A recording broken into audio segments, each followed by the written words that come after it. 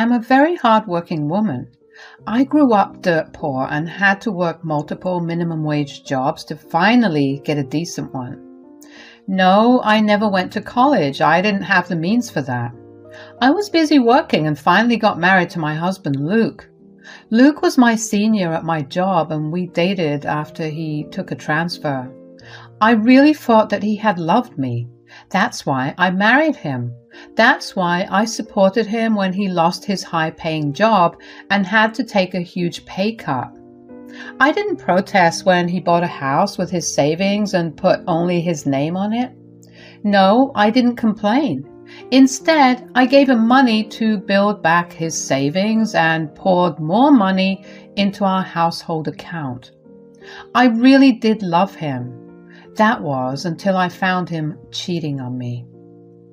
Luke had been cheating on me for a whole year. I found all the evidence and confronted him.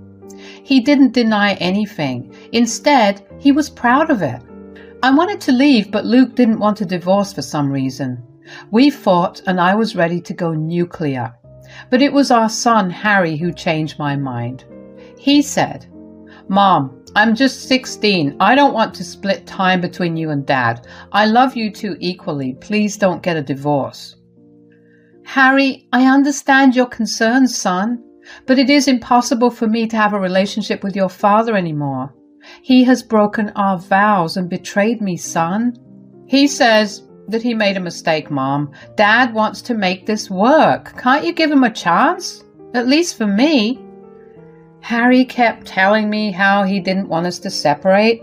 He is my son. I am his mother. His words softened me a lot. I didn't want him to suffer more than necessary, so I decided to give Luke a chance. Luke promised to end the affair for good. Things were back to normal for 6 months. After that, I got to know that Luke had started seeing the woman again. I resented him, but I still stayed for Harry. He was my only support now. If I lost him, I wouldn't have anyone. Years passed and Luke finally graduated high school. He didn't want to go to college and instead started to look for a job. I wanted to support him, so I did. Finally, Luke found a job in the newly opened restaurant in our area. I was happy because my son had a job and because I knew the business well. My happiness didn't last long, though. The day before Harry was about to sign the contract and join work, he sat me down with his dad. Luke then said, "Tara, since Harry has turned 18 now, there'll be no custody issues anymore. Here are the divorce papers and your eviction notice. I want you out." What? What kind of ambush is this, Luke? You can't just spring this on me. You are being ridiculous. You can't just threaten to kick me out like this. Harry, why are you silent? God, Mom, you really are stubborn. Dad doesn't want to have you in this house anymore, and frankly, I don't either. I already have a job now, so we don't need you anymore. Money is the only thing you are good for anyway. I was surprised to hear this from Harry. This was coming from my own son, who convinced me to stay with his father. Luke was laughing at what Harry said, and from the expression on my face, he said, "Look at that, will you, Tara? Your own son is ready to kick you out as well. I guess you aren't the mom of the year after all." Harry, are you serious? You too want me to leave? I don't understand this. Are you angry at me? What did I do wrong? You are freaking annoying, you know. Dad's girlfriend is much better. She's a fun parent and knows how to be friends with me. All you do is yell at me and tell me to study. What? You prefer your dad's affair partner over me? Are you even hearing yourself right now? She's a much cooler person, Mom. I'm thinking of calling her Mom as well. God, she's beautiful and fun. She's literally the dream parent of everyone. You know, she even has a big fortune. She assured me that it would all be mine once she passed. Meanwhile, you have nothing. I was too stunned to speak. Hearing my own son sing praises of my husband's mistress was something that I never imagined would happen. Luke was having a great time hearing my son humiliate me and praise him for cheating on me with such an amazing woman. Apparently, the woman had agreed to marry Luke and adopt Harry if Harry got a job. Something about making sure she doesn't get a bunch of gold diggers. I felt sick listening to them talk. I was shaking while sitting on the sofa. Harry and Luke continued to sing praises of the other woman. Harry said, "So that's why I would rather stay with my dad's girlfriend. She loves me so much. She can't have kids, so she will leave me her estate. That's why I managed to find this amazing job and convince her that we are not gold diggers. Now that I have this job, I or Dad don't need your dirty money anymore." "That's right. We don't need you anymore, Tara. You need to leave. The divorce will be easy, you know. Since Harry's an adult, there will be no child support or anything of that sort. It'll be a clean break." Am I really that disposable to you two? All this time I was only required for money and nothing else? Is this what I deserve? It's your fault that you couldn't keep us happy. Dad realized that a long time back and ended up having an affair. I realized that as well and decided to support him. So yes, you probably deserve this treatment. You are a failure as a wife and mother. I broke down and started to cry very loudly. Those words hurt like hell and were like a knife through my chest. Harry and Luke did nothing but laugh at me and call me useless. I already knew that Luke was a complete piece of shit, but I had no idea that my own son would be so cruel towards me. I spent years of my life looking after these two, and today they have called me a failure, among others. I was heartbroken, but their laughter also incited something else in me. It made me mad, and I could feel rage boiling inside me. I made a promise to myself. I will get back at these two for good. I removed myself from that place and went upstairs to my room. Harry and Luke were having an animated discussion about their next moves. Luke had already given me divorce papers and an eviction notice. He said that he won't fight me in the divorce. I guess he thought that he didn't need my money anymore. He could rely on Harry till his mistress married him. I calculated my next move and went back downstairs. I said, "Luke, you want a divorce, right? And you two want me out of the house as well? Okay then, I'll grant you your wishes. I have called my lawyer and he will be here in a few hours. You can call your lawyer and finalize the papers now." "So, you finally accepted defeat then. Good for you. Not like there's another way for you anyway. Before our lawyer gets here, I want to warn you that you won't get any part of this house."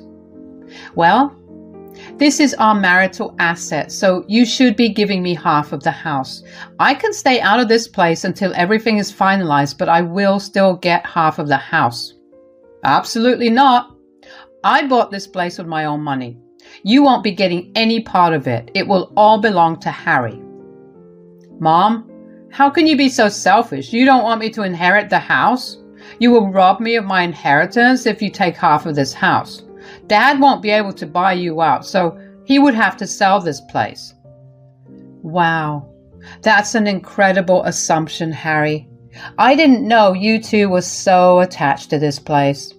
I also didn't know that you think I'm robbing you of your inheritance, Harry. Anyway, since this house is so important to you, I won't claim half of it. But Luke has to forfeit his alimony and his right to sue me in the divorce. "I will sign it, Tara. I don't want your money anyway. Plus, I know your little alimony will do shit for us. My girlfriend can take care of us much better." As I got this confirmation from Luke, my lawyer walked in through the door. After a while, Luke's lawyer came as well. I signed the divorce papers and Luke did as promised. He wouldn't be able to claim alimony anymore. He looked very proud of himself and smiled at Harry. I put on a poker face and cooperated as much as possible. Inside, I was boiling with rage and hurt, but I didn't let it reflect on my face. I just needed Luke to sign the papers ASAP. As for Harry, since he was an adult now, There would be no issues of custody or child support. Thank God for that. I had no interest in dealing with someone who didn't even love his own mother. Anyway, the papers were signed and the lawyer left. I immediately went back to my room and locked the door. Then I called my best friend. She said, "Is it done, Tara? Have you two signed the divorce papers?" "Yes, I have actually.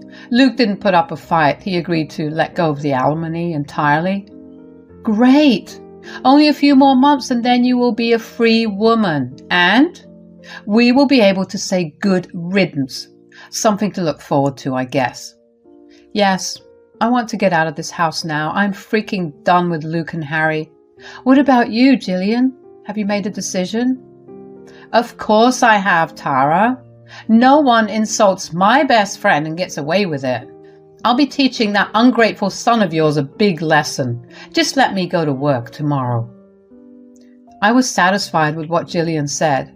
I was moving in with her the next day and got busy packing. Downstairs, Luke was excitedly telling his affair partner about how he was finally free and his son kept his promise to her. They got rid of me and made a place for Luke's affair partner to become a permanent fixture in their lives.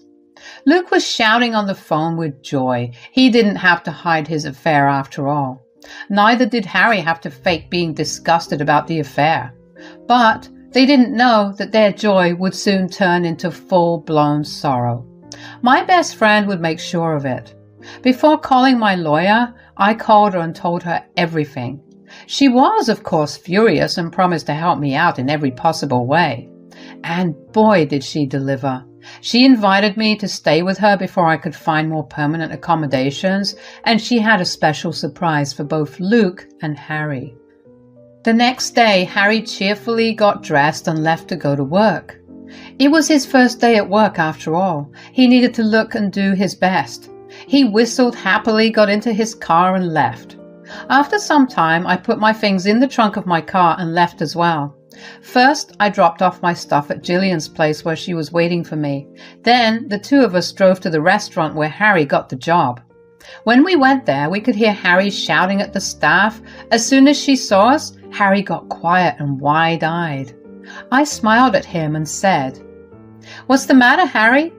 Trouble at your new work? I can see that the staff are refusing to let you work. Are you sure you still have this job?" "That's none of your business. No one has fired me. I'm waiting for the owner to arrive. I'll take it up with her and work this out. No reason for you to butt in." "Oh, don't worry, son. I won't be butting in at all. This is your workplace after all, and this dispute is between you and your employer. I won't say anything about this." "Good. Now you and Jillian can go mind your own business. I have stuff to do. I'm not useless like you two here. No wonder she's your best friend, Mom. It looks like she doesn't have anything to do on a Monday morning as well." Hearing this, Jillian and I started to laugh out hysterically. Even the staff were holding their laughter for the sake of professionalism.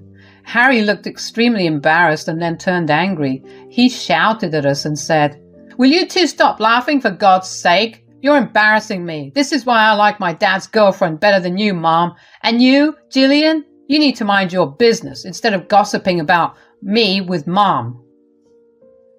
"Oh dear, let me just compose myself. You are hilarious, Harry. I'll give you that. Anyway, I'm minding my own business, Harry. This restaurant is my business." "What? What do you mean?" "Don't just speak what comes to mind. You are only embarrassing yourself here." "My innocent little child, Harry. You really should have done some research on the place you have interviewed." "I own this place, Harry. This is my business, and you are standing here insulting the one who was supposed to be your employer." Harry looked shocked at what Jillian said. He was starting to sweat while trying to figure out if Jillian was telling the truth. I was still smiling behind Jillian and staying out of the conversation as I promised Harry. This was between them after all. Harry said, "There's no way you own this place. You are a freaking housewife. You don't have any money of your own. There is no way you could have afforded to buy this big restaurant. Even though you have no business hearing this, let me tell you how. After my husband died, I was left with quite a bit of money. I didn't want to mope around and do nothing, so I purchased this place last year. How do you think the old cafe turned into such a big restaurant out of the blue? Well, I invested and renovated everything. That's impossible. You're lying to me. You're nothing but trash, claiming someone else's business as yours. Oh, really, Harry? God, you are a hard sell. Okay, then, why don't you ask around and find out? My staff are standing right here. Go ahead, Harry. Ask them. Harry looked around and everyone nodded their heads in agreement. That confirmed to him that the restaurant did indeed belong to Gillian. He was now very, very scared and gulped hard. Harry knew that he had messed up big time. He faced Gillian and said, "Oh, that's so good of you, Aunt Gillian. You did well for yourself. I can't believe I'll be working for you from now on. This makes my job and life so much easier." Hold on to that thought, Harry. I believe that my staff has told you about how I am firing you from this job. I mean, I did confirm about giving you the job, but I changed my mind. The woman who interviewed you didn't know what a shit person you are, but thankfully I do. And I don't want an ungrateful human working for me. No, Gillian. You misunderstood me. I'm a great worker. That's why your staff hired me. I swear I will do my best for this job. I'm very hard working. Don't give me that bullshit, Harry. I know what a lazy little bum you are. I have been seeing you for 18 freaking years. You don't lift a finger in your house and have zero work experience. You only went job hunting to make sure your dad's mistress accepted you. Okay, fine. Maybe I don't have any work experience, but I will still do my best. I can promise you that. I'll take this job seriously and give it my all. You literally kicked your mother to the curb the moment you found a better parent. You used and discarded your mom when it felt like you didn't need her anymore. After all this, you still think you are dependable? There is no way I will hire you, Harry. Since we didn't sign a contract, consider this job out of your hands. I will find easy replacements for you. Harry didn't expect this to happen at all. He thought that his begging would have at least some effect on Gillian. Instead, she aired his dirty laundry all over the restaurant, even though they were still long from opening in the morning. The staff there did hear everything. They were casting nasty glances at Harry and moving away from him. Suddenly, Harry realized that his chance of convincing his rich stepmother was slipping out of his hands. He panicked and turned to me. I guess he did need me to butt in after all. He said, "Mom, why are you silent? Why can't you tell Gillian that I will keep my word? You need to do something." "Why will I, Harry? You told me to stay away from your business, so I'm doing just that. This is between Gillian and you. I don't want to overstep in any way." "That's bullshit. She thinks I'm not dependable because of you. You need to assure her that I am dependable, Mom. She is your best friend and I'm your son." "You are no son of mine, Harry. You forfeited the right to call yourself my son when you chose your dad's mistress over me. This is your karma, Harry. Gillian's assessment of you is absolutely on point. You are ungrateful and not dependable at all. There is no way she should hire you." Harry immediately went mad and started to show his true face again. He started to harass me and call me names. He was so angry that I saw a staff member pull out her phone ready to call 911. Gillian remained calm while Harry insulted us both. He said, "You think you can get away with treating me like this? Just you wait. I'll land a job and then make my stepmother buy this place. I will destroy you, Gillian." "You think your stepmother will buy my business?" God, again. You are so freaking hilarious, Harry. That woman doesn't even have a penny to her name. "What do you mean? You don't know her? She's a rich heiress with lots of wealth. She has the power to destroy you." You are just as stupid as your father, Harry. The mistress told you what you wanted to hear, and you guys didn't even check to see if it was true? Your new stepmother is nothing but a beggar. That's impossible. You're just being a jealous witch and spreading lies about her. You hate it that she's more beautiful and rich than you. You are being delusional, Harry. After I found out about your father's affair, I told Gillian everything. She did some digging and found some interesting information on your dad's mistress. She is broke as shit, Harry. She lives off of your father's money under the guise of testing him to see if he is a gold digger. She planned to make you get a job and trap your dad in marriage. Then she would sit on her butt like a queen and survive on your salaries. Harry looked like he was struck by lightning. I could tell that he had a hard time believing our words. Our facts did make sense to him, but I guess he was unable to accept it. We told him to go and check the truth by himself. Off he drove in the quest of finding the truth. I'll give you a brief account of the aftermath of that day. Harry grew desperate for answers and told Luke everything. The two of them set out to find the truth and see what was going on. The mistress manipulated them with lies again to keep them at bay. Meanwhile, I managed to get a court date for divorce and started our 6 months of separation. My stupid ex-husband Luke was so deep in denial that he married his mistress after those 6 months. He actually discarded his son on the words of his mistress. Harry had been abandoned by Luke because his mistress didn't want him. Harry came to me for help. He cried about how difficult life was and how his dad kicked him out. He couldn't get a decent job due to his lack of experience. Plus, Gillian warned many of her business associates against hiring Harry. Harry was now desperate to get my forgiveness and be back under my roof. I told him to leave and only come back after he paid for his sins. He had to leave to become a Walmart employee and now shares an apartment with 2 people. My ex found out about his mistress's finances after marriage. Luke finally realized that we had been telling the truth. His mistress was using him and baiting him. He is now stuck in an unhappy marriage and often texts me to beg for a second chance.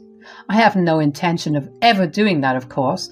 Instead, I'm thinking of purchasing his house since it is on sale to get rid of Luke's new wife's credit card debts. Let me know whether I should go for it. Thanks for listening.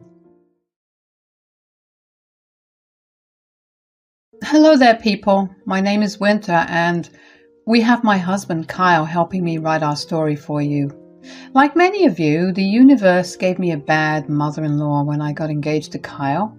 These events happened before our marriage, but I will refer to Kyle's mom, Holly, as my mother-in-law for convenience. Kyle's dad, Archie, is also in the story, but trust me, he is a very good guy.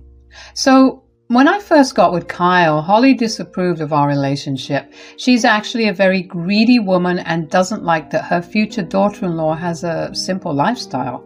She was downright rude to me and even tried to sabotage our relationship a lot of times. Thankfully, Kyle knew her personality and didn't let her meddle in our relationship. Things changed when she discovered that I belonged to an influential family. My dad is a rich businessman, so we have lots of money. But we are not people who like to flash their wealth and have a luxurious life. When Holly found out the truth about me, she suddenly became friendly, but I always maintain my distance. I do have a repulsion for people who cozy up to rich people to get stuff from them. Holly turned out to be one of them. When Kyle and I got engaged, his parents were over the moon. His mom especially was very happy with our engagement. She said, "Wow, Kyle, I must say I am really impressed with you. You managed to get such a wealthy girl like Winter." "Seriously, Mom? That's what you have to say? Her wealth is the only thing that caught your eye?" "Oh no, I'm sure Winter is a nice girl too, but her wealth really makes her an exception.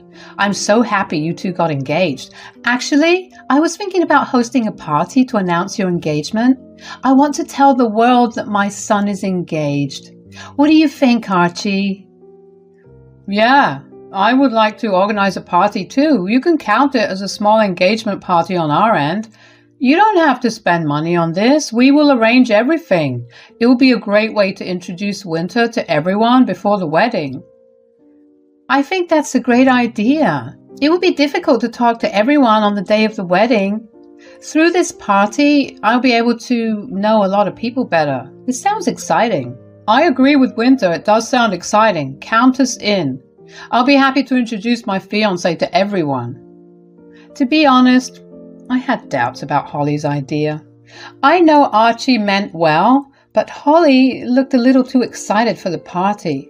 Also, there was another problem looming on my head.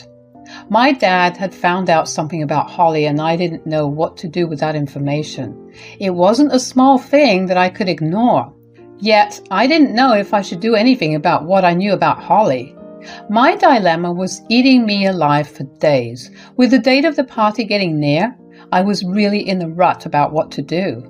That was until my dear mother-in-law texted me one day. What she demanded from me really pissed me off. She said, "Just so you know, you need to bring a nice gift to this party. It will be a great way to step into our family. You need to show your status to everyone by bringing an expensive gift and giving it to me." What? But why, Holly? I thought it was just a party to announce our engagement and upcoming marriage. I didn't know that I was supposed to bring a gift. Kyle didn't even tell me about this. Kyle is stupid and doesn't know the etiquette. We are throwing you a big party, Holly. Since you come from a rich family, the least you can do is bring an expensive gift. Mind you, it better be the most expensive thing I have ever laid my eyes on. I will know if you try to be cheap. I won't accept a measly gift from someone who's marrying my son. I still don't understand what connection an expensive gift has to me marrying your son. Why should I give you a gift to marry your son? Shouldn't you be the one giving me and Kyle a wedding present? Stop trying to be a smartass, Winter. You think you're so clever? Well, you are a freaking bimbo. I am only allowing my son to marry you because you are rich. So if you want to make sure your marriage works out, you better keep me happy. So, you're saying that if I don't give you an expensive gift, you will try and ruin my marriage? You can bet on it, Winter. And I don't want an expensive gift. I want the most expensive gift that you can buy. You better keep that in mind when you go shopping. Don't give me a reason to ruin your and my son's happiness. In no universe could I ever have imagined this happening. My soon-to-be mother-in-law was threatening to ruin my marriage if I didn't give her an expensive gift. She did it with so much confidence that would put anyone to shame. I mean, she talked as if it was her birthright. She acted like Kyle was marrying me only because she allowed it to happen. The most shocking part of this ordeal was the fact that Kyle had no idea about Holly's demands. That was pretty clear to me when she talked to me. If Holly thought that I could get scared of her and do as she pleases, she was dead wrong. But I wasn't going to tell her that. I said, "Okay then, Holly. If a good gift is so important to you, I will bring one for you, and I will make sure it will be the most expensive gift you will ever get." There, it wasn't that hard now, was it? Keep up this good behavior and I can guarantee you that your marriage will last. To stay in this family, you need to keep me happy, not Kyle. He usually does what I say, so mind it. I will keep that in mind, Holly. Thanks for letting me know about this gift business beforehand. It will give me plenty of time to arrange for the best. Well, you better start working on it fast. I'll give you some hints. I usually prefer Cartier over Tiffany, but as long as it's one of a kind, I will be happy. People need to know how well my son is marrying. God, they would be so jealous. Anyway, see you at the party, Winter. Bye. With that, Holly was off to dream about the most expensive gift that I was going to give her. I knew that her call was the end of my dilemma. I would not stay quiet about what I know. It was a perfect opportunity for me to one-up Holly in the best way possible. But first, I needed Kyle on my side. Kyle was well aware of the fact that his mom is a greedy piece of shit, so I doubted that he would mind my plans. Still, I needed to tell him everything and get his confirmation. That night, when Kyle came back from work, I nabbed him right away. He was a little confused as to what was so urgent. But he didn't protest much. I sat him down and showed him all the texts I exchanged with Holly. He read through the text and was absolutely furious with Holly. He said, "That's it. This woman has really crossed all limits today. God, I'm so embarrassed, Winter. I'm so sorry my mom talked to you this way.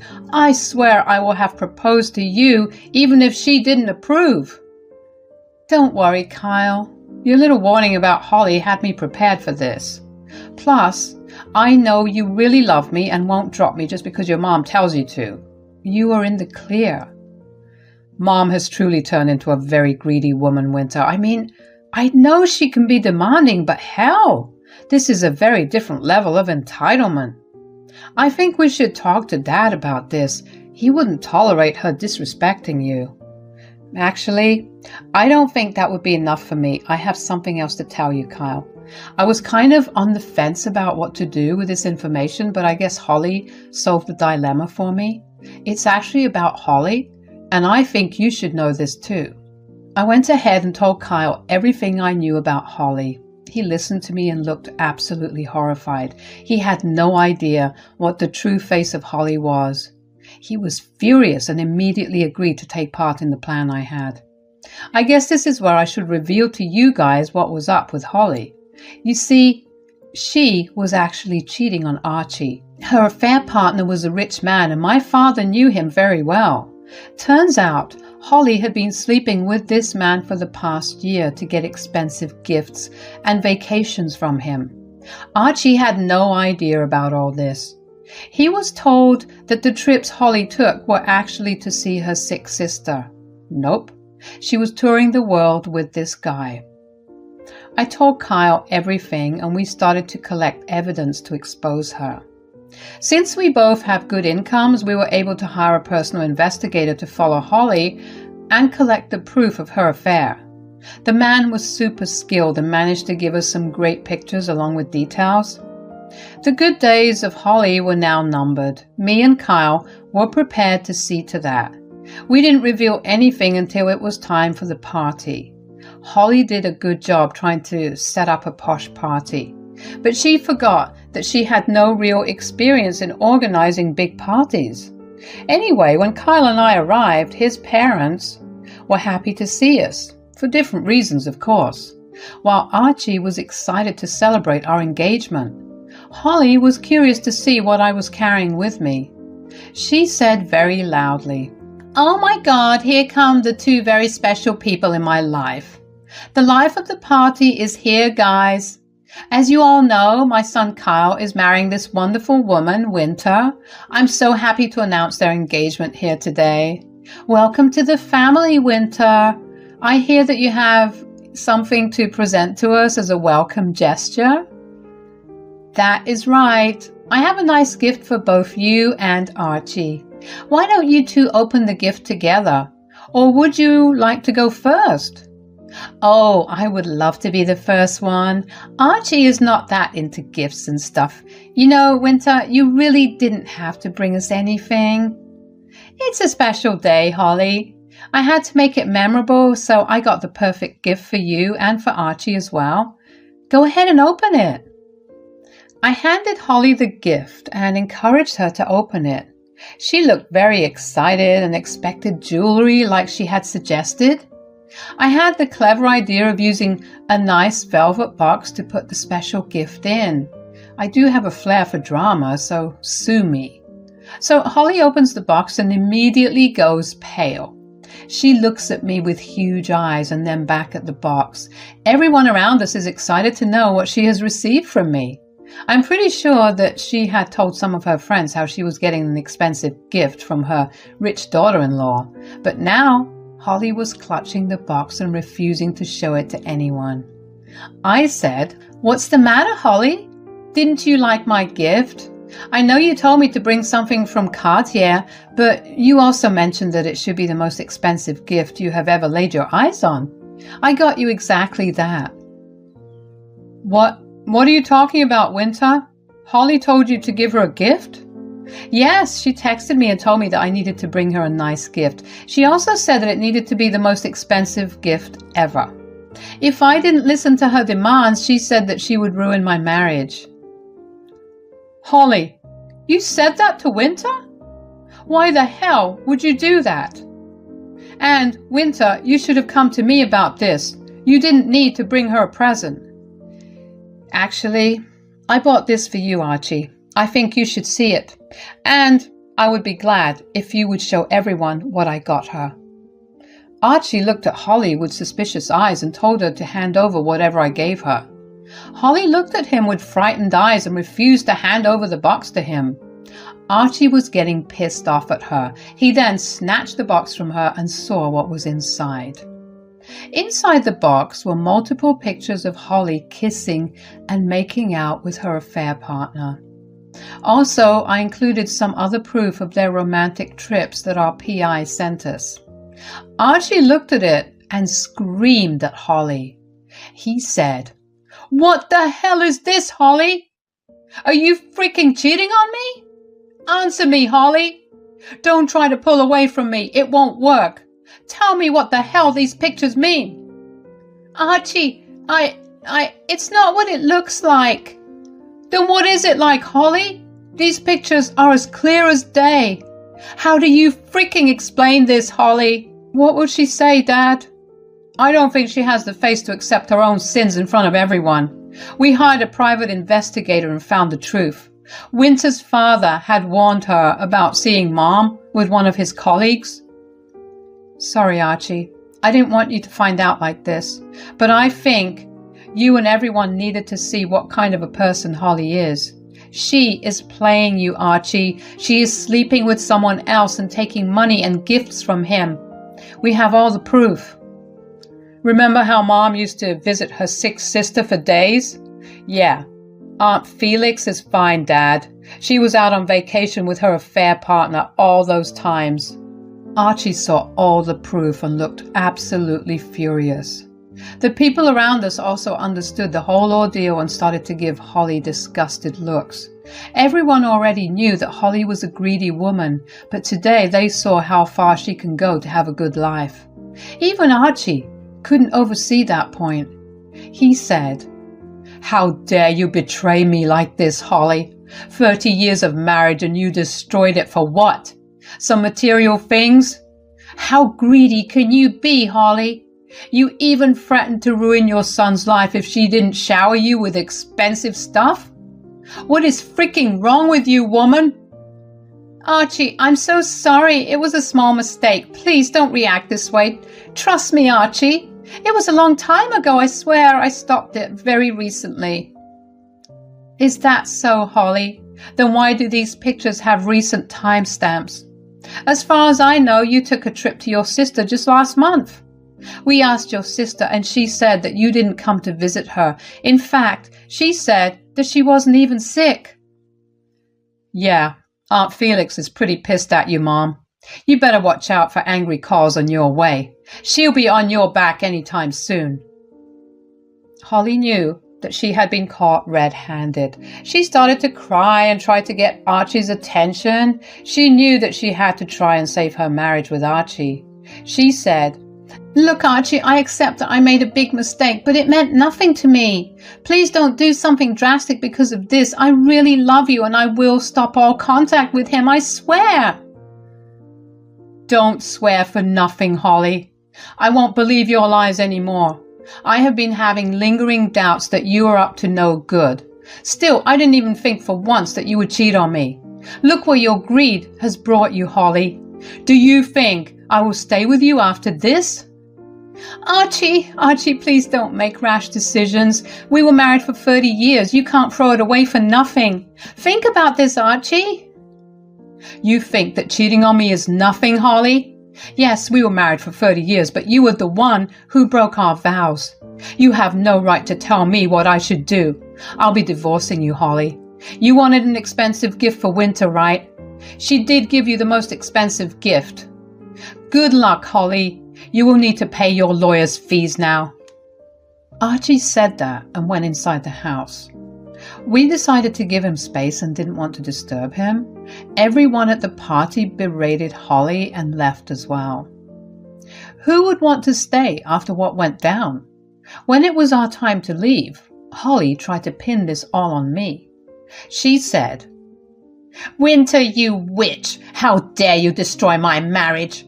You had no right, Winter. You had no right to do this." Just like you had no right to threaten my marriage, Holly. Why are you so upset?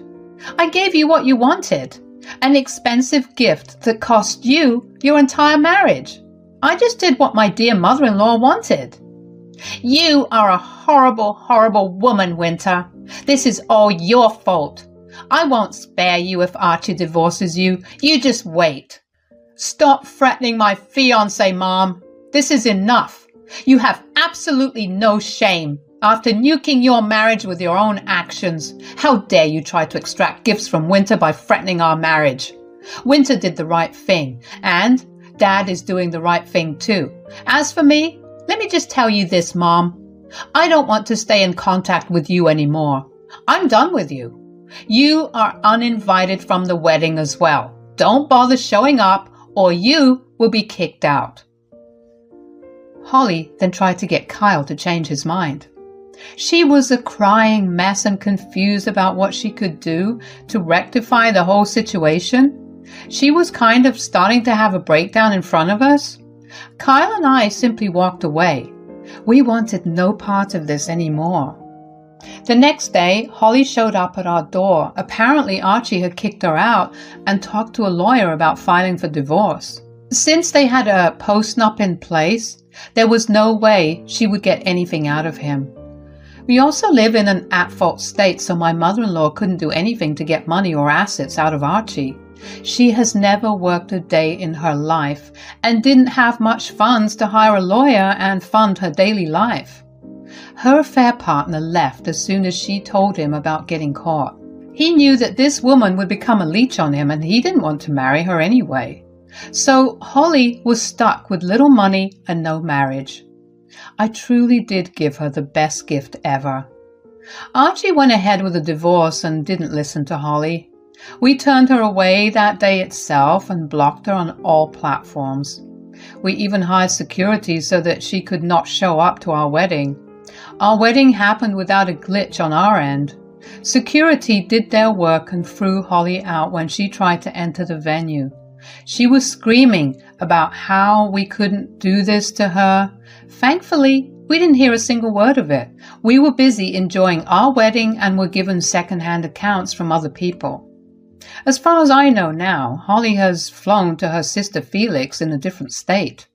Her sister refused to house her for more than a month.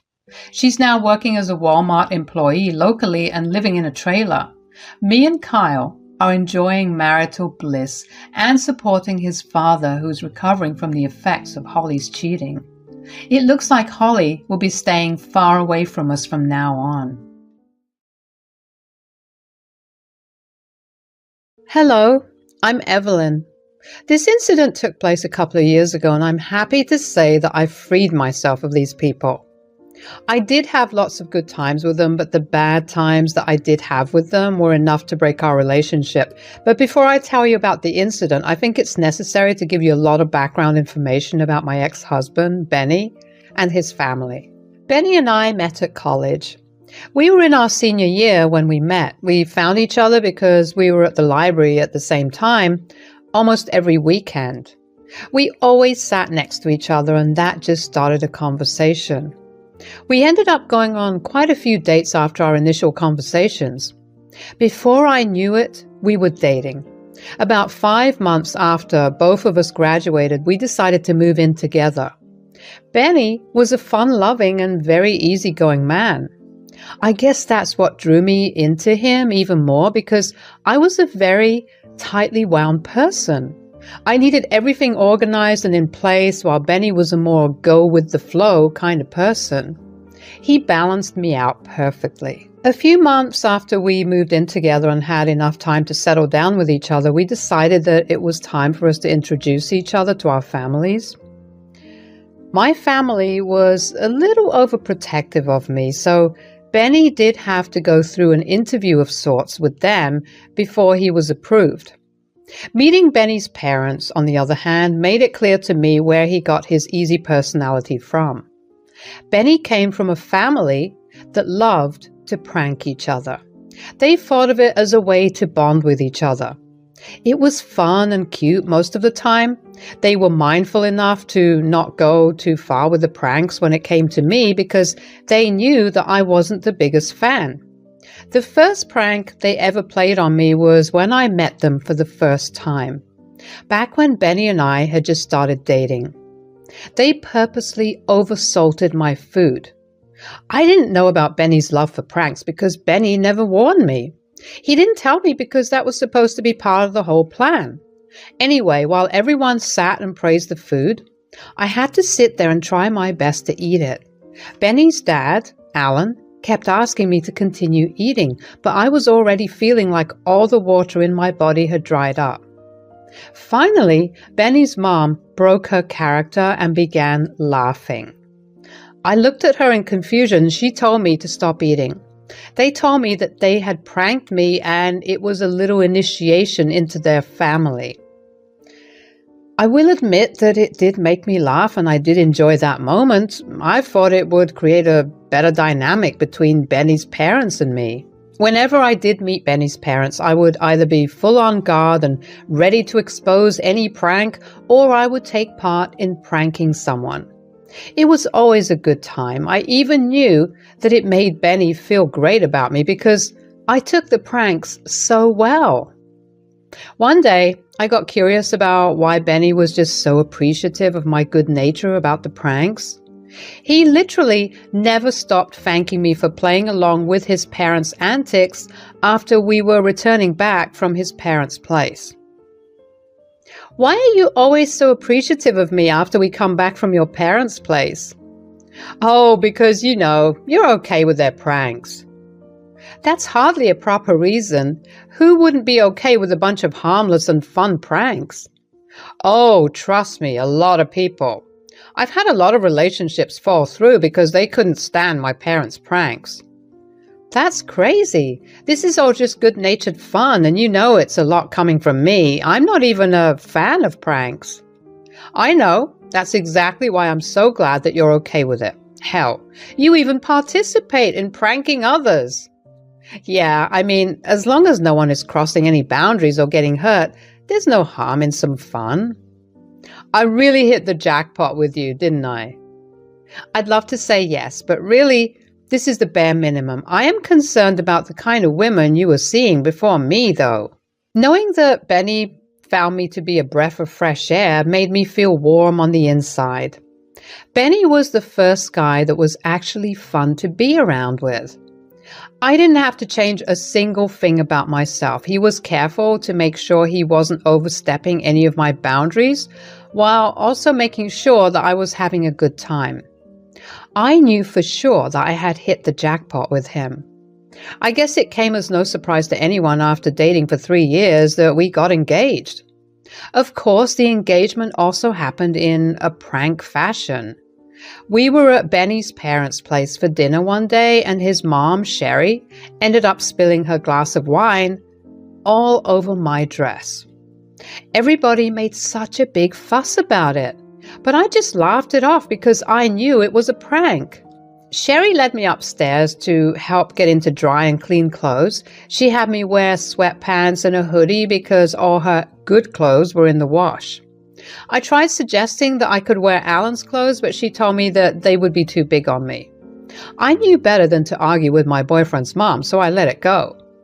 Anyway, when I got back down, Alan looked at me in confusion and asked me what was in my pocket.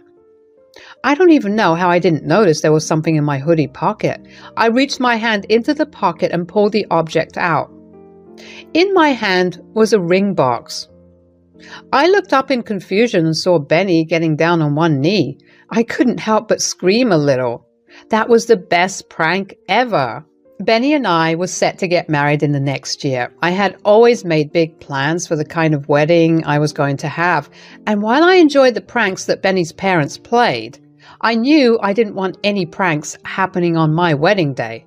I just wanted it to be a day of fun without anything going wrong. No humiliation or embarrassment, just good old-fashioned joy. I knew it would have been a sensitive topic to bring up with Alan and Sherry by myself, so I hoped that Benny would have been able to do it. Of course, I was also a little apprehensive about approaching him, but it was still 100 times easier to approach him than his parents. One night, before we went to sleep, I decided to talk to Benny about it. "Hey, I need to talk to you about something. It's a little sensitive." "Yeah?" "Let me just say that you know that I love your family and I thoroughly enjoy the way we're comfortable with each other enough to prank each other." "Uh-huh." "While I love them to bits, I also kind of maybe sort of don't want them throwing any pranks on our wedding." "What? Why?" "It's only because I want us to have the perfect wedding." "But what's more perfect than everyone laughing?" "Aren't there several other ways to make others laugh than one of us getting pranked?" "Yeah, I guess. I don't think my parents would be too happy about it. They love playing pranks, you know that." "That's why I wanted to ask you if you would be able to talk to them about it." "No way. I do not want to do that. They will probably not even listen." "Look, I know that this is a big event and your family wants it to be big and full of who you are. But this is my wedding too. I'm just asking for something small. It's only one time and only for a few hours that I'm asking them not to play a prank." "Yeah, I'm on board with whatever you want too. I just won't be the one to tell my parents. You have to do that yourself." "But I'm already doing you a favor by agreeing to what you want. This is your duty now. You want it? You ask for it." I was annoyed with the way Benny was reacting. I was not asking him to do something crazy. I would never have had him ask my parents to do something I knew would upset them. I kept trying to get Benny to talk to his parents after that conversation, but he just didn't budge. I was upset, but since I wanted absolutely no pranks on our big day, I knew I had to talk to his parents. I decided to call Sherry and Alan over for dinner one night and broke the news to them. They were not happy. They tried to tell me that I was robbing Benny of enjoying a family tradition on his big day. But I didn't see why it had to be carried out on a big day to begin with. The air between Benny's parents and I was a little tense after that. They agreed that no pranks would be played at the wedding, and I breathed a huge sigh of relief. Benny also became a little distant from me, and even though I kept trying to talk to him about it, he never wanted to. At some point, I genuinely thought I was losing my mind. I mean, was it really that big of a deal? Was I actually being a douchebag? I didn't want to jeopardize my marriage before it even happened. I decided to talk to my mom about it because I was really close to just giving in and telling Benny that his parents could do whatever. I went to my mom because she was the most rational person I knew. She never let her emotions get in the way of her reasoning. Plus, she had been a victim of some of the pranks that Benny's family played, and while she didn't enjoy it, she wasn't mad about it either. "Okay, I have a sort of dilemma." "Oh, I love dilemmas. Lay it on me." "Well, you know how Benny's family loves to play pranks?" "Uh-huh." "Is it wrong of me to not want them to do any of that at our wedding?" "Why don't you want them to do it? I know I didn't enjoy their pranks, but you've never had a problem with it." "Yeah, that's kind of why it's a dilemma. I just want a good old-fashioned wedding. I guess I'm also scared they'd take the prank too far, given that it's a big day for Benny and me." What did Benny have to say about that?" "Well, he wasn't happy in the least. He's been distant for a while now." "Did you talk to Sherry and Alan?" Oh yeah, we had a full-blown argument about it, and even though they agreed, they've been off with me ever since. I mean, if they're making such a big deal about it, they can't possibly have had something good planned. They must have been planning something big and embarrassing. Right. That's what I was thinking. And my money is on you being the one that would be humiliated. So I don't think you were wrong for asking for it. Just keep trying to talk to Benny. I'm sure he'll come around to understanding. I was grateful to have my mom clear my thoughts for me. She made me feel like I was actually sane and not going crazy. I did take her advice to talk to Benny properly, and although it did take a few days for him to actually come around to talking to me, he began talking to me properly, although he was still a little distant. I figured that it was the best I was going to get because he probably felt really bad about not being able to continue a tradition. About 2 weeks before the wedding, however, Benny suddenly began treating me really well. He was back to being his happy-go-lucky self. While I was happy to have him back to being himself, I was worried that the change came about because he was hiding something from me. I tried to ask him what was going on, but he kept reassuring me that there was nothing wrong and that he had just finally accepted what I had asked for. Even though all my instincts were screaming that Benny was lying, I decided to let it go because I had bigger fish to fry. On the day of our wedding, everything was going according to plan. The ceremony was beautiful and I cried way more than I should have. Benny also shed a few tears as I walked down the aisle. It truly was a memorable moment. Then came the reception. While it did start off okay, that was not how it ended. When it came time to cut the cake, Benny and I made our way over to the table that had the cake while everyone stood around us watching. As I went to cut the cake, Alan came forward, grabbed a piece of the cake and threw it in Benny's and my direction. Then Benny and Sherry also grabbed pieces of the cake and threw them in my direction. I was shocked. The guests around me fell silent as Benny and his parents roared with laughter. I had told them explicitly not to do this, and my mother was right. I was the one who was humiliated. Benny noticed the tears that were forming in my eyes and tried to talk to me, but I walked out of the hall. He followed me and grabbed my hand to stop me. "Babe, what's wrong?" "Are you serious? Are you actually asking me what's wrong? Look, if you're worried about the cake, there's another one waiting out back." "I don't care about the damn cake, Benny. I asked you guys to not do one thing, and that's exactly what you did." "Geez, calm down. It's just a small prank." "I don't care. You just went behind my back to do what I asked you not to do. On top of that, you decided that the perfect prank was to absolutely humiliate me and ruin my day." "Hey, to be totally honest, my parents came up with the prank. I just went along with it." "That's your problem. You knew I didn't want it, and you still let your parents do it. You didn't want to break the news to your parents, so I told them that I didn't want them playing any pranks. The least you could have done was keep them from doing it behind my back." "Why are you being such a crybaby about this? You've never had an issue before." "You're impossible." I stormed out after that and went over to my mom's. Thankfully, her mom had always kept a spare key under a flower pot outside the main door. I walked into the house and got my sticky cake-covered clothes off and took a nice long hot shower. I couldn't believe that Benny didn't even understand how bad what he did was. Okay, honestly, aside from the prank, I had paid good money for the dress and my makeup. He ruined it in one moment, and I didn't even get to have the perfect pictures of the two of us. I was raging with anger on the inside, and I knew for a fact that I did not want to see Benny and especially his parents for a while. My mom comforted me for the rest of the week. She told me that the wedding party practically died down after that, and Benny and his parents received a lot of backlash from the guests. I felt happy that, at the very least, I had people backing me up. Benny kept trying to get in contact with me to apologize, and I finally responded after a week of ignoring him.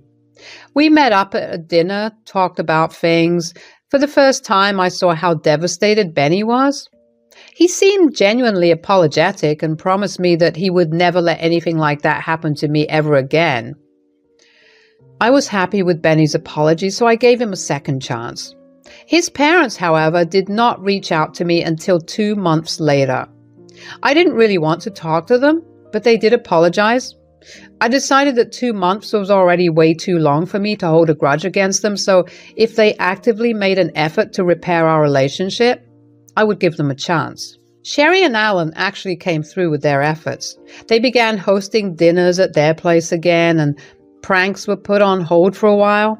They also genuinely apologized to me, and I forgave them. I was still very cautious of them when it came to big events, but they proved to me over time that they had changed. About 2 years after Benny and I got married, I got a huge promotion. Since I had a lot of extra cash to spare, I decided to give Benny and me a treat. So I was thinking with my big promotion, maybe you would like to go to Hawaii? Oh my God, are you serious? Yes, of course. We've been working really hard these past few years, and I think we deserve a good, luxurious break. That sounds amazing. Are you sure you want to spend your money on this, though? Of course. Why not? I don't know. We could maybe use it towards saving up for a house. I've already put money aside for that. This trip will happen with the extra money I have left over. Oh, wow. Okay, then. Although, what is it? So, my parents have been down on funds and they haven't been able to go on a trip together for a while. Do you think it would be possible to invite them along? I don't know. I wanted it to just be the two of us. I promise you they'll be on their own. They'll leave us alone and let us have our own fun. We'll just need to give them a little money to spend. Okay, that's doable. Although the second they do anything out of line, I'm leaving them there. I swear they won't do anything out of line. I was very skeptical of Sherry and Alan joining us because the last time I had a big expensive event, they ruined it. And Benny sided with them. I didn't want them to do anything to ruin the trip, so I decided to take some safety measures. About 2 days before we were set to leave for Hawaii, Alan and Sherry came over to stay. Our place was much closer to the airport and we didn't want to be late. Everything seemed to be normal. All of us were excited about our upcoming trip and we couldn't stop talking about it. I got busy with packing Benny's and my stuff. The night before the flight, I gave each of them their ticket and passport. None of them checked to see the contents of what I gave them, which was good because I only gave them one-way tickets to Hawaii. If any of them even tried to cross me, they could find their way back. It was the peak holiday season, so flight prices were soaring high. Ha, pun intended. I knew that they wouldn't have the money to come back, so they really had to be on their best behavior if they wanted to have a good vacation and come back home. I fell asleep that night feeling really excited about the trip. When I woke up, however, Benny wasn't next to me. That was odd because Benny never woke up before me. I'm always the one who was to literally drag him out of bed. I walked around the house and it's dead silent. I went over to the guest bedroom and it was empty. None of the packed luggage except for mine was there. As I walked back into my room to call one of them, I saw a note stuck to the door. The note said, "Look who got pranked again." I want to say that I was shocked, but I really wasn't. I was sad though. I really did think we had a good thing going on for a little bit. I believed that we had changed for the better, but that clearly wasn't the case. Benny and his parents only found joy in ruining the big things for me, and that was not going to fly. At that moment, I was so glad that I had foolproofed my plan. I waited until I was sure that the three of them had boarded the flight and had landed in Hawaii before calling them. I tried calling Benny and Alan, but neither of them picked up. Finally, I called Sherry and she picked up. "Hello, look who finally woke up." "Don't even try. Why did you guys leave without me? Couldn't you have woken me up?" It was just a prank, Evelyn. Calm down. How could you go on a trip that I planned without me? That's just cruel. This is the second thing you've sabotaged. Oh, grow up, Evelyn. It was a tiny prank that we played on you. You can book yourself another ticket and come over. Actually, you know what? You're wrong. Don't tell me you're going to throw a fit about this and not come at all. Don't be a baby. Well, yes, but also I'm not the one that got pranked. You are. What do you mean? Why don't you check your bag for the ticket and see? You only booked us a one-way ticket? How could you do that? Book us one return ticket now. I'm sorry, Sherry, but you play stupid games and you win stupid prizes. Enjoy your little vacation. Oh, and tell Benny that I'll be divorcing him. Bye now. I don't know what happened to the three of them after or how they managed to come back, but when they did, I had the divorce papers delivered to Benny. He tried to reach out to me and left me hundreds of voicemails ranging from anger to abandoning them to pleading for me to stay with him. I knew I wanted nothing to do with him because he had proved to me that he could not be trusted. I have since moved on from Benny. I have learned to live on my own once again, and I have learned what it is like to make sure my boundaries are always being respected. And that's something that everyone should learn. Family or not, boundaries are boundaries and they are meant to be kept.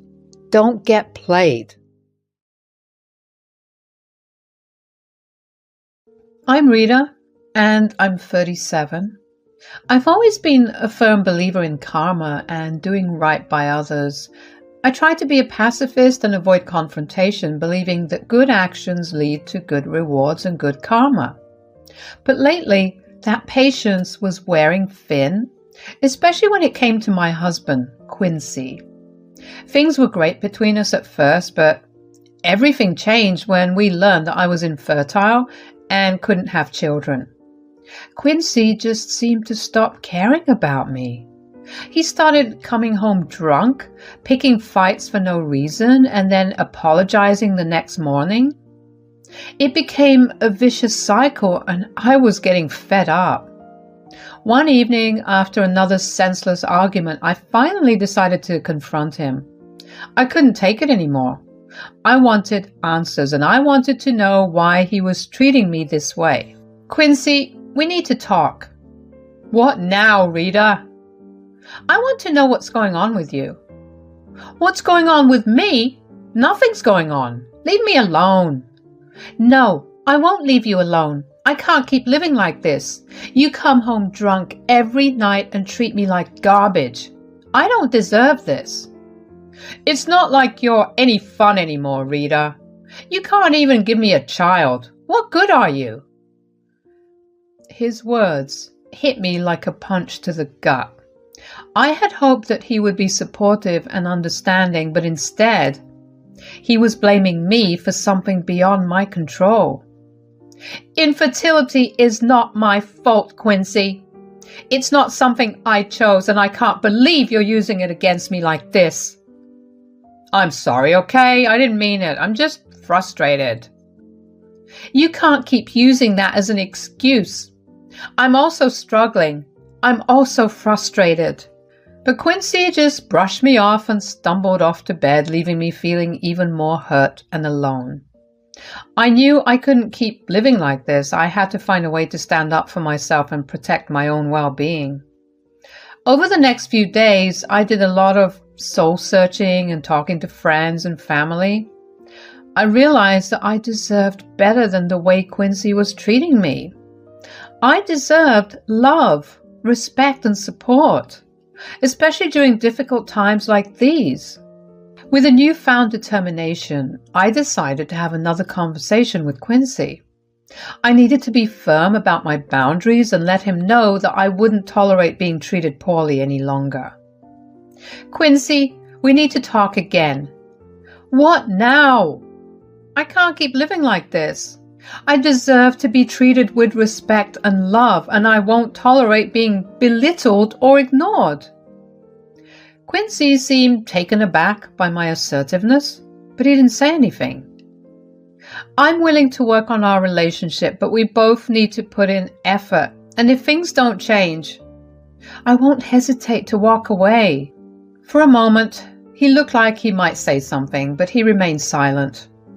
I could see the conflict in his eyes, but I knew that I couldn't back down. I had to stand up for myself and my own happiness. It was a roller coaster ride with Quincy. Sometimes things would improve between us and we'd have moments of happiness. But then it would all come crashing down again. It was like an endless cycle of ups and downs, and I felt so helpless. I tried talking to him about our issues, but the more I complained, the worse things seemed to get. It was like he didn't want to hear what I had to say, and it just made me feel silenced and invisible. I started noticing that he was working late more often, and it made me suspicious. When I asked him about it, he always had an excuse, saying that his boss wanted him to work late shifts. At first, I believed him, but then I found out that his boss was a woman, and alarm bells started going off in my head. I couldn't shake off the feeling that something was off. I started paying more attention to his behavior and noticed that he was being secretive with his phone, always keeping it close and never letting me see it. It made me feel like he was hiding something from me. One evening, while he was in the shower, I couldn't resist the urge to check his phone. I know it's not right to invade someone's privacy, but my gut was telling me that something was wrong and I needed answers. As I scrolled through his messages, my heart sank. There were flirty texts from a woman named Karen, his boss. My worst fears were confirmed. He was having an affair. I felt a mixture of emotions, anger, hurt, and betrayal. How could he do this to me? We were supposed to be partners, supporting each other through thick and thin, and yet he was sneaking around behind my back. When he came out of the shower, I couldn't look him in the eye. I knew I had to confront him about what I found, but I was scared of what he would say. So, like a fool, I kept it to myself. Yep, you heard me. I didn't confront him about it. I don't know why. I guess I was scared of how he would react. The cheating continued, and every time Quincy said he would be working late, I knew deep down it was just another lie. It broke me inside to know that he was still seeing Karen, even after everything we had been through. Months passed, and Quincy finally told me that he had something important to say. My heart sank, fearing the worst. He sat me down and said that I needed to move in with his mother, Johanna, because she was sick. Rita, there's something I need to talk to you about. It's important. All right, what is it now? My mother, she's been really sick lately, and the doctors say she needs constant care. I can't do it myself because I'll be too busy with work. I need you to move in with her and take care of her for me. Wait, what? Are you serious? You want me to leave our home and move in with your mother because you're too busy with work? It's not like that, Rita. I just can't handle it all on my own right now. You know how demanding my job is. So what? You expect me to drop everything and take care of your mother while you go off and do whatever you please? No, it's not like that at all. I just thought you would understand and want to help. She's your mother-in-law too, after all. Yes, she is, but that doesn't mean I have to be the one responsible for her care all the time. What about you? Aren't you supposed to be her son? I am, but I have so much on my plate right now. I can't handle it all. I thought you would be more understanding. Understanding? I've been understanding for so long, Quincy. I put up with your behavior towards me.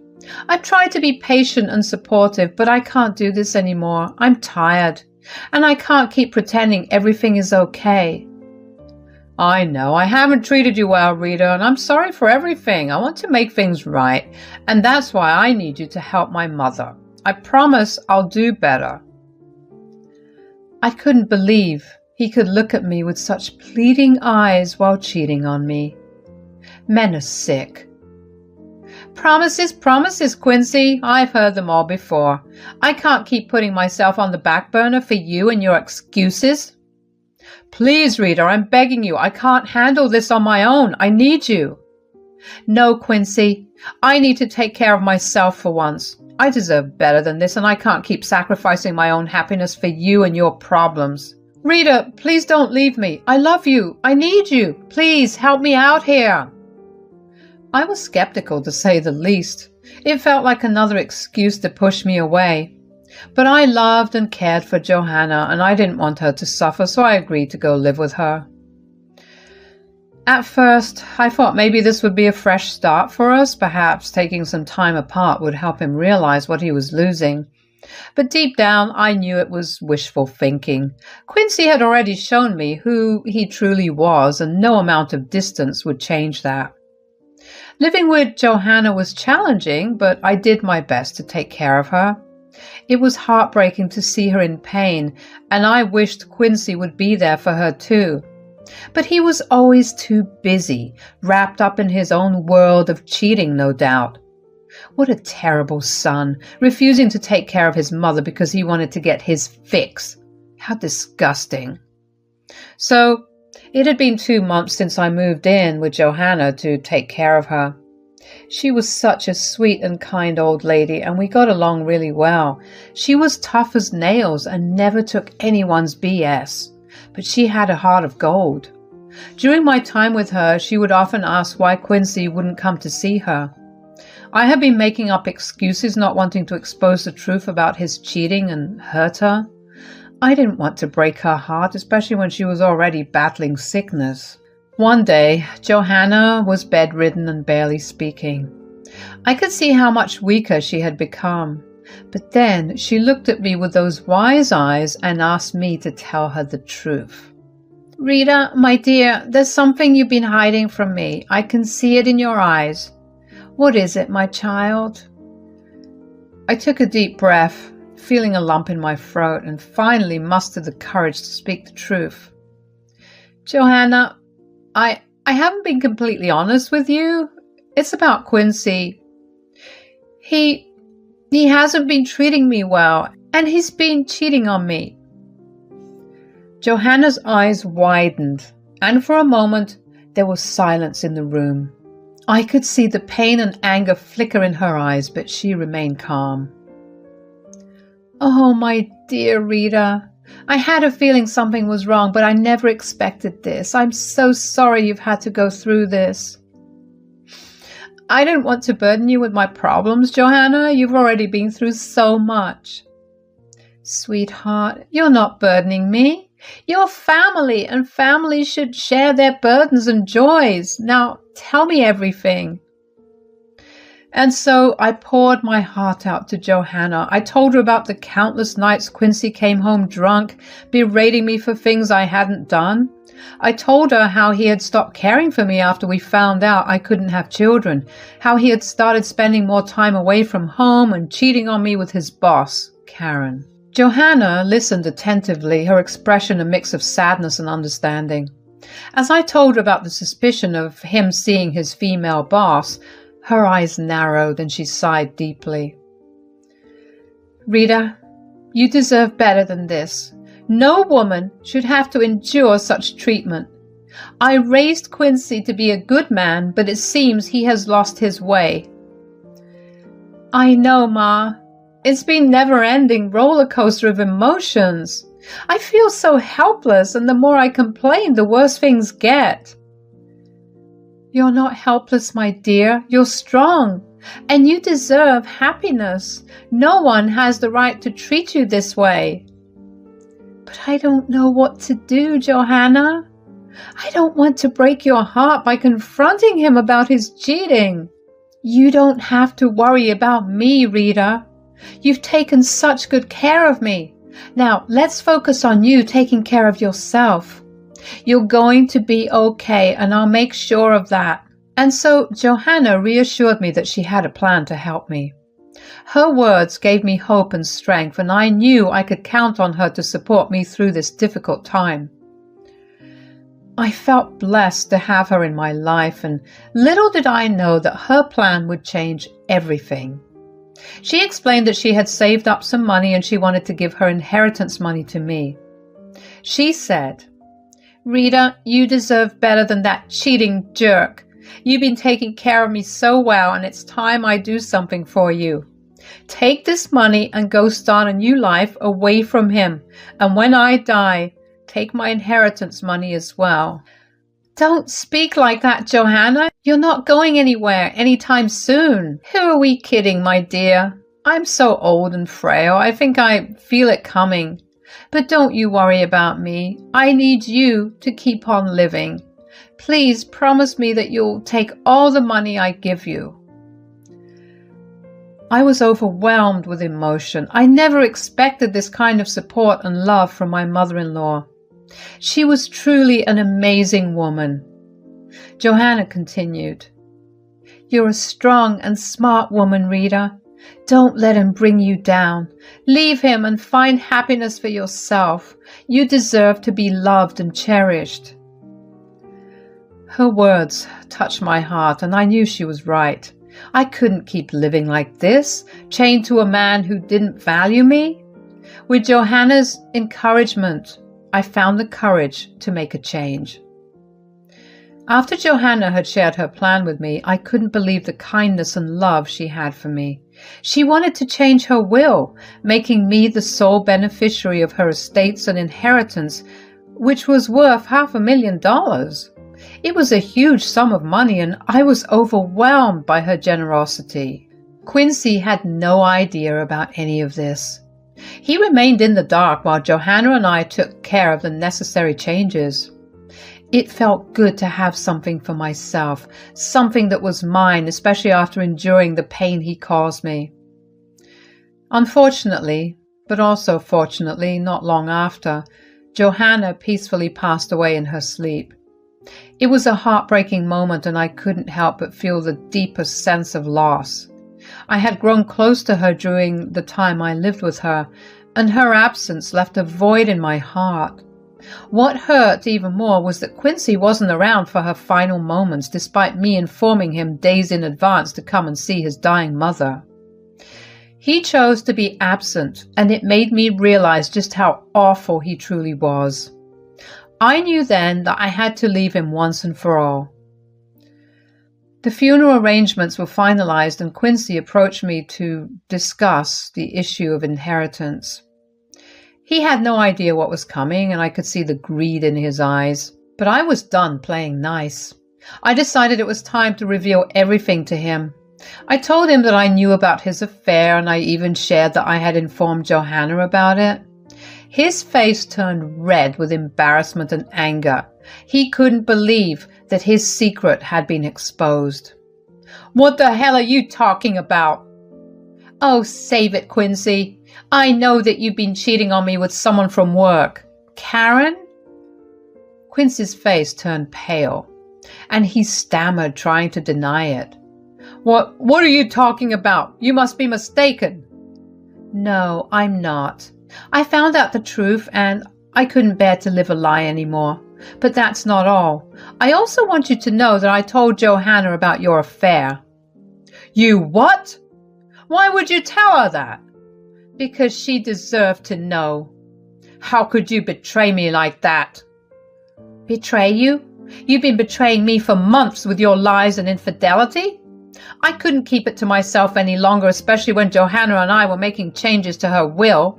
"Changes to her will? What does that have to do with anything?" I told him that all of his inheritance money now belonged to me. His eyes widened in shock, and he stuttered, demanding to know how that could be possible. "Johanna changed her will, Quincy.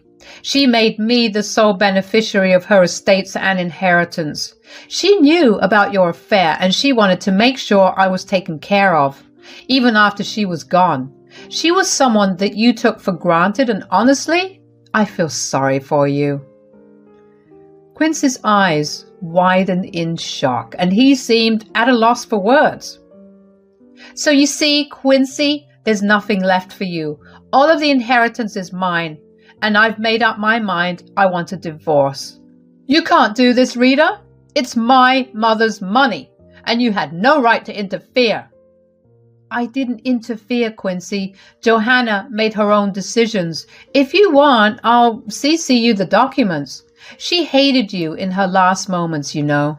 Stop it. Too bad you were too busy on top of someone else to focus on your dying mother and your devoted wife. I said, shut up. She saw through your lies just like I did. She wanted to protect me from someone like you. This is unfair. I deserve a share of that money too. No, you don't. You're a cockroach and you deserve nothing. I'm so glad that she doesn't have to deal with your BS any longer, and neither do I. So, this is it? You're really leaving me? Yes, Quincy. I can't stay in a marriage where there's no trust or love. Johanna's inheritance gives me the chance to start anew, and I won't waste it on someone who doesn't truly care for me. After the confrontation, Quincy tried to fight for the inheritance money, but it was all in vain. The will was clear, and there was no changing Johanna's decision. He swore that he'd find a way to get his hands on that money, but I wasn't going to let him ruin my newfound freedom.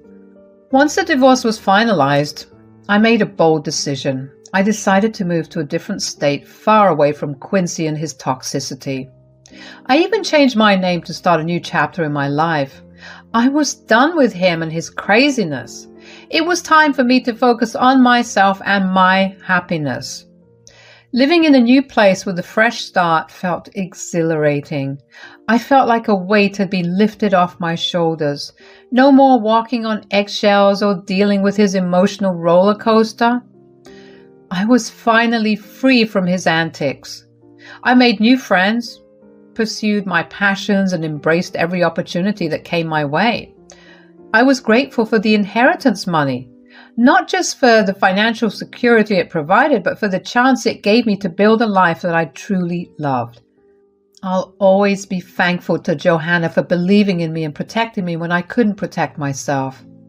Her love and support gave me the strength to break free from a toxic relationship and find my own happiness.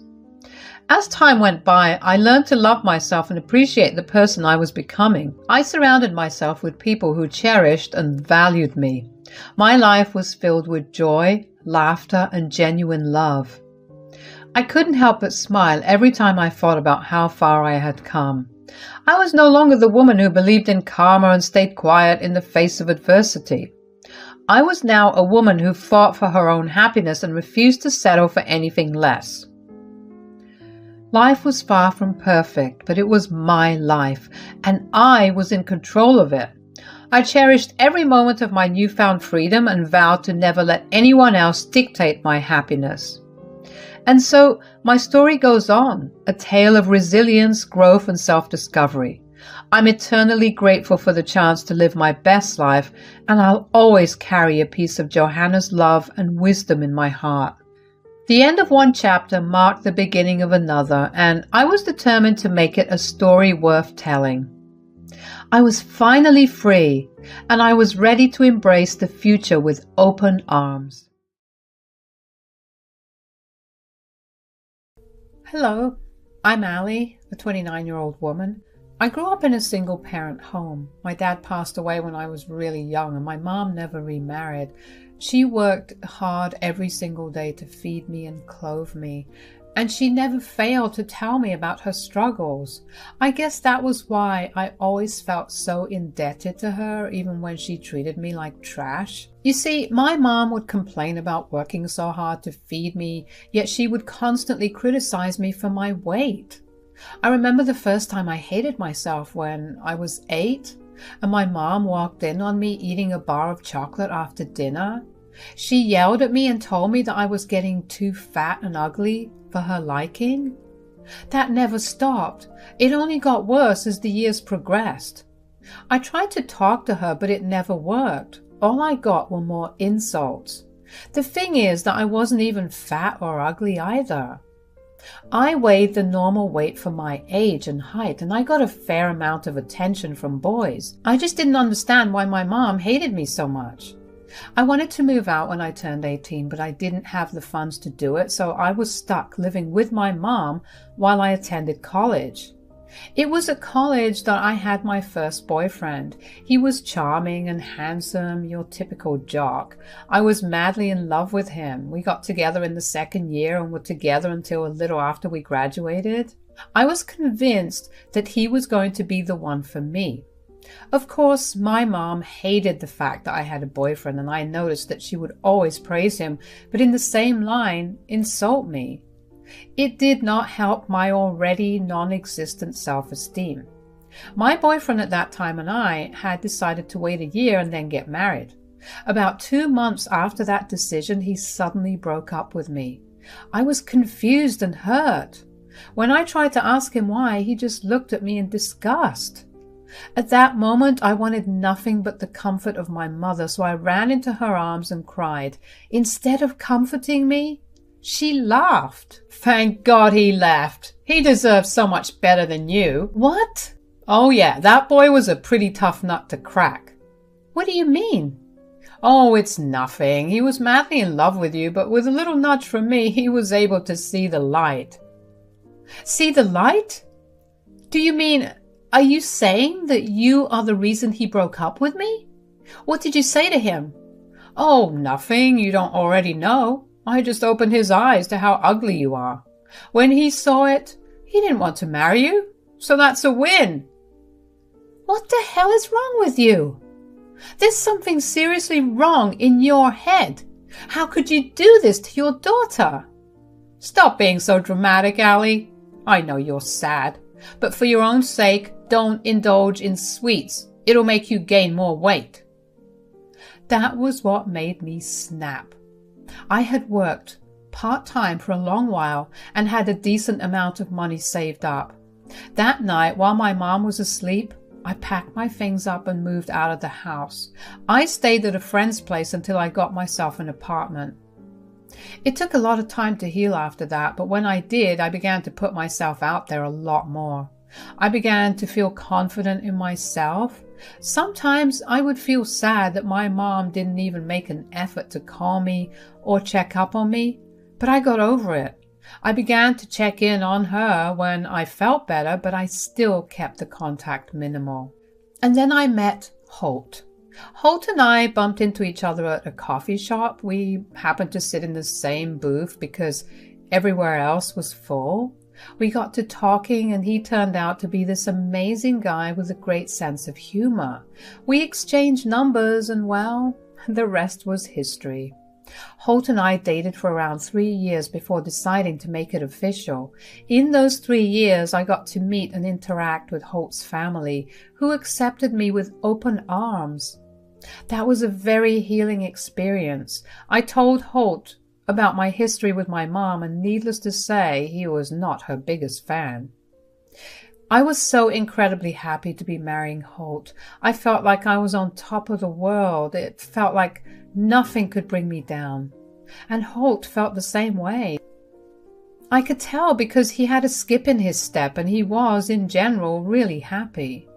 It felt great that someone loved me unconditionally. My looks didn't matter, and part of me just wanted to shove that in my mother's face. I knew it would be petty, but when your own mother bullies you about your looks from when you were 5 until you're well into adulthood, you're going to want to be petty. Holt and I began planning the wedding immediately after we got engaged. I kept my idea of revenge on the back burner because I didn't know if it was morally right.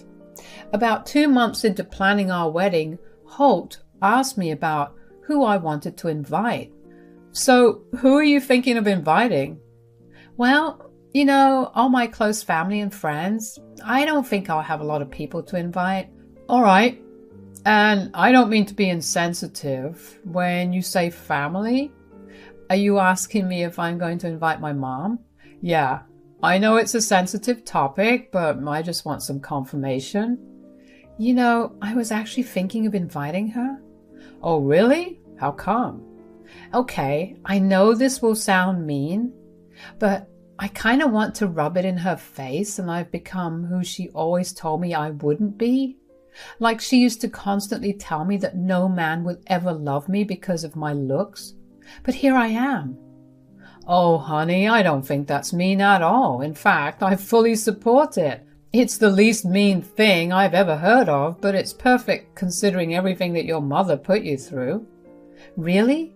So you're okay with it? I am, as long as you are. Although I will say that if your mother says anything rude to you, I will interfere. That's absolutely okay. Thanks for supporting me. That's exactly what I'm here for, isn't it? It felt great to have Holt validate my feelings. He knew about the extent of the damage that my mom did to my self-esteem, and yet he was more than willing to accommodate me. I felt a new wave of excitement then. I couldn't wait to brag to my mom about my marriage. I mean, not only was I marrying a rich and handsome man, but it was also a man who showed me in every way possible that he loved me more than anything. That was definitely going to embarrass my mom. For the next few days, as we finalized the technicalities of the invitation, like the look of it and the fonts and the paper, I couldn't help but wonder how my mom would react. Would she go red in the face from humiliation? Would she apologize? Would she actually for once be proud of me? I know that I seem naive to only be thinking about the best case scenarios, but I couldn't help it. Even though I barely contacted her anymore, she was still the only parent I had, and I wanted to have some form of relationship with her. Don't get me wrong, I would never have forgiven her that easily. She put me through years of therapy because of her bullying. I would make sure that she apologized to me properly and then cautiously build a relationship with her. Every time that I had a negative thought about her reaction, I pushed it away because I didn't know how I would have dealt with it. When it came time to print the invitations out, Holt and I sat together and hand-wrote the names of our guests on the invitations. We wanted to do a traditional mail invitation. When I was writing my mother's name on the invitation, Holt was looking over my shoulder. That's when he held my hand to stop me. I looked at him in confusion. Is everything okay? Yeah, it's just... Do you not want me to invite my mom? No, it's not that. That's your mom's full name? Yeah, why? You guys have different last names. Oh yeah, my mom kept her maiden name after she got married. I got my dad's name. That's funny. Why? What's wrong? I don't know if it's a coincidence, but I have an employee with that same exact name. What? That's crazy. Yeah, she plans to retire in another year or two. This is super weird. I mean, your mom's name and maiden name are not very popular ones, do you think? I don't know which company she works for, but do you maybe have files of your employees on hand with you right now, or even a staff picture? Oh yeah, of course I do. Holt shot up from the couch and ran into his office. My heart was pounding. What were the chances? I had always believed that the world was a small place, but for it to be this small was crazy. Holt came back with his laptop in hand, and we sat down together to find a picture of the woman with the same name as my mom. Thankfully, the company had just had an event recently and a lot of pictures were taken. Holt and I scrolled through a lot of the pictures before I finally saw her. It was my mom. She was laughing at something someone had said while she held a drink in her hand. I just stared in shock for a couple of seconds before bursting out in laughter. Holt asked me if that was my mom, and I said that it was. Of course, Holt didn't know much about my mom, other than why I didn't keep much contact with her.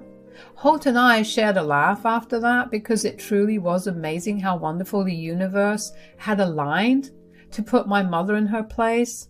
So now, not only was I going to get married to a rich and handsome man who loved me, but I was also getting married to my mom's boss.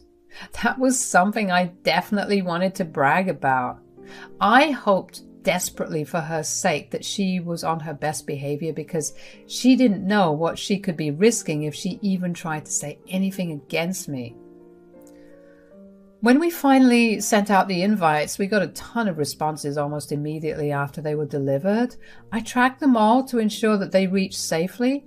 When I saw that my mom's invitation was accepted, I had hoped to get a quick response, but I got nothing for over a week. I began to lose hope that my mom was even going to come to my wedding.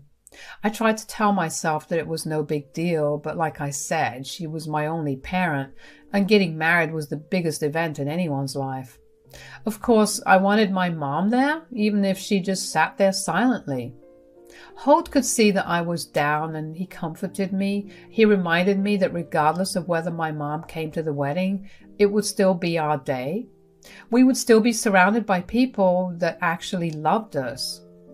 I began to feel better, but I wasn't fully convinced, and then I got my mom's RSVP, and she said yes. That was it. She didn't try to say anything other than yes. Yeah, it hurt that she didn't even call to ask about who I was marrying or even ask about the wedding, but at least she would be there. I messaged her and asked her if she would have liked to be a part of the rehearsal dinner, and she once again replied with just a yes. Having my mom there was a win, a small win, but a win nonetheless. I felt happy. On the day of the rehearsal dinner, I was a nervous wreck. While I was also nervous for my big day, I was also nervous because I would be meeting my mom after 3 years for the first time. I made sure that my dress was perfect, that my hair was all in place, and that my makeup was properly blended. I couldn't help but think at that moment that I didn't even make that much of an effort for Holt. My mom walked into the rehearsal dinner and found me immediately. Holt was busy talking to someone else in some other place in the hall, so Mom never noticed him. She made a beeline straight to me. I felt my hands get clammy as she approached me, but I calmed myself down by reminding myself that no matter what happened, I had the upper hand. She greeted me with a hug before looking me up and down and laughing. I felt myself shrivel up on the inside. She was judging me again, and I felt like the helpless little girl that I was all those years ago. So, who's the unlucky guy? I see you still haven't become skinny, so you must have found some ugly hobo. Mom, that's beyond rude. Oh, please, whoever is choosing to marry you while you look like this must be clearly blind and very unlucky. Actually, I think you're the unlucky one, Quinn. Holt? What are you doing here? What do you think? Didn't his name look familiar to you at all? Well, yeah, but I didn't think. You didn't think what? That your daughter would be capable of marrying someone like me because you think she's too ugly? Or am I enough of a hobo for me to be able to marry your daughter? No, well, I didn't mean it like that.